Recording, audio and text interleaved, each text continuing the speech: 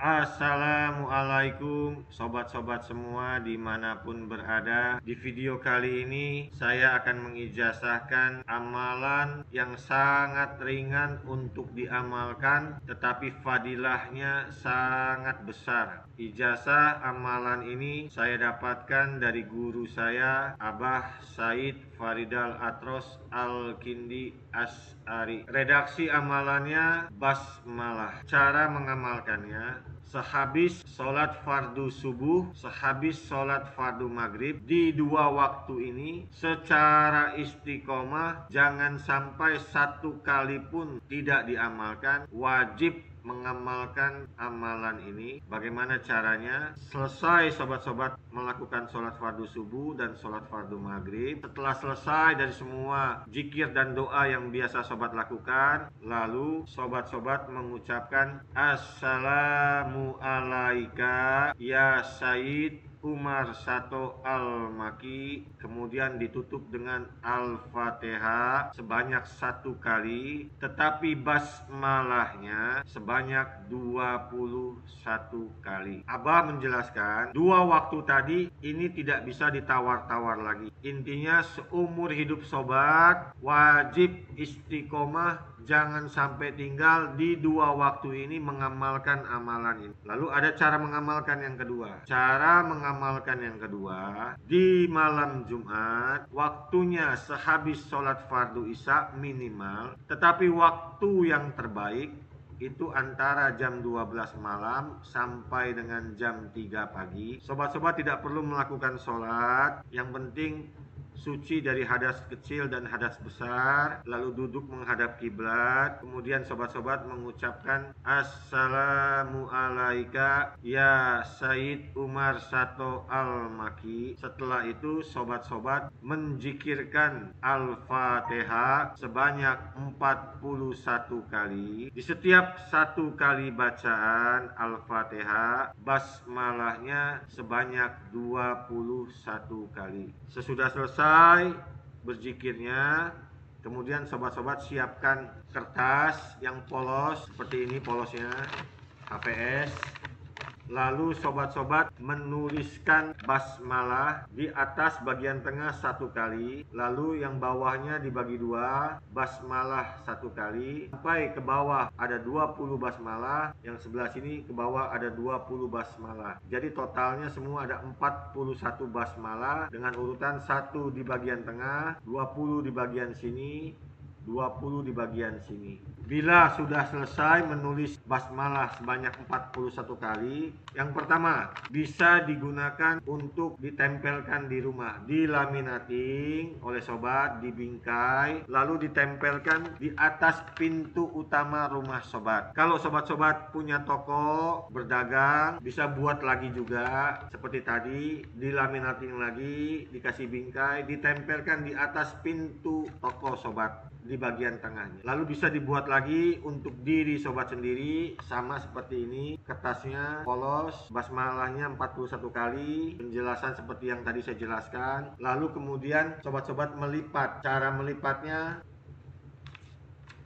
dilipat sekali dulu dari kiri ke kanan, lalu dilipat lagi dari kiri ke kanan, lalu dari atas ke bawah, dari atas ke bawah. Nah, setelah bentuknya seperti ini, sobat-sobat semua bisa laminating, kemudian bisa taruh di dompet kalau untuk diri sendiri, atau taruh di tas, atau taruh di saku baju, bebas. Lalu sobat-sobat semua bisa juga bikin untuk istri atau anak-anak sobat. Caranya sama seperti tadi. Setelah ditulis, dibuat seperti ini, dilaminating, diberikan kepada istri, simpan oleh istri, diberikan kepada anak, simpan oleh anak. Dan lupa saya ingatkan, menulisnya jangan menggunakan pena, karena pena mengandung unsur besi. Menulisnya boleh menggunakan kuas yang dikasih tinta, tapi yang paling simpel menggunakan spidol. Boleh warna hitam, boleh warna merah, tapi kalau saya biasa menggunakan spidol berwarna hitam. Apa fadilah dari amalan ini? Yang pertama, untuk proteksi, keselamatan, penjagaan, perlindungan secara mutlak lahir batin untuk diri sobat atau istri sobat dan anak-anak sobat dari apapun juga yang buruk, yang negatif, yang menyakiti,